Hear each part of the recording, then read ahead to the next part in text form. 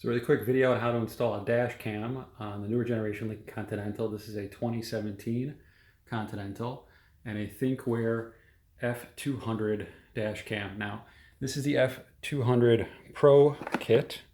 It includes a rear view dash cam as well as a GPS. ThinkWare, they make some pretty good dash cams. They're based out of Korea. They're quite reliable. I have them in all my cars. I've had them in my oldest vehicle for about 7 years now at this point, and it's held up to extreme heat, extreme cold, and the files do not get corrupted. It's a pretty good file system.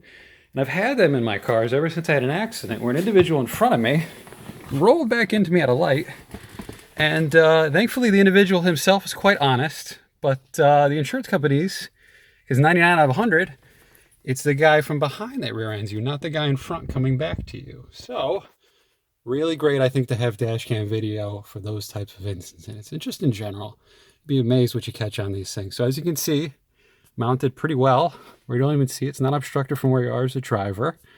This kit I also purchased. It's called the ODBC cable. It connects to the car's computer port, makes the install a whole lot easier. So, choose your mounting point. I have the front one here. And in the Continental, the power cable comes up from behind. Then it comes up into the headliner. And we tuck it up across the headliner of the vehicle. And we slide it down into here.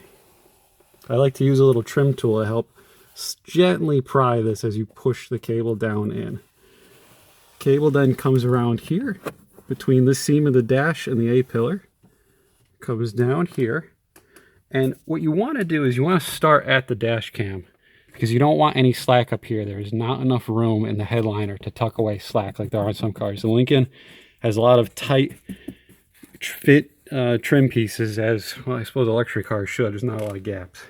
So like I said, that cable comes down through here, comes around here, wraps around that back piece, and you can probably just barely make out the cable here as it comes down.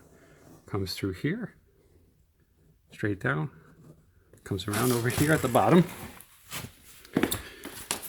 and there is that little plug right there that comes from ThinkWare, the ODBC connection plug. So you just plug it into the computer port.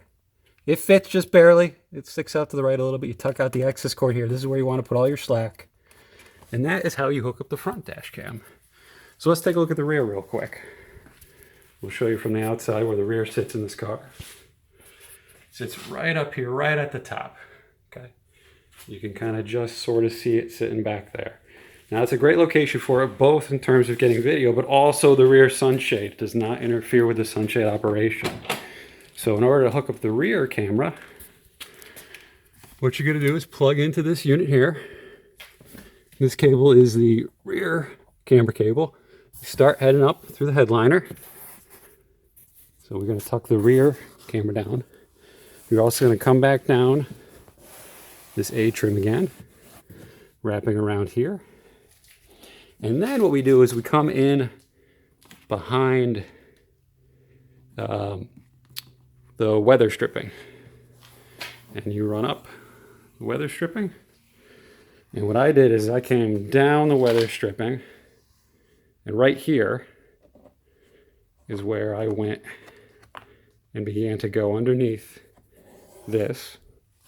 And again, like I said, you use a trim tool to just gently pry these out. You don't have to remove trim pieces. You don't want to break any tabs. You just take a trim tool, pull this out, and you feed the wire through. You come in over here, and then what I did is I came down in the weather stripping. Came down in the weather stripping, came down in the weather stripping, and then came out here, and then tucked all the excess wire behind the seat, and then made my way back around into this channel here, ran up here, ran through here, popped out here, and then easy to run up through. And there you go into the rear dash cam. And the great thing too about having that computer cable, you can also now get power when the car is off. And these dash cams are smart enough to where they will monitor the car while it's parked, see if anybody bangs you, take video based upon motion. And also they're smart enough not to drain your battery, so they will shut off if they sense the battery voltage gets too low. So that's it. I hope that helps somebody trying to figure out how to get a dash cam on a Lincoln Continental.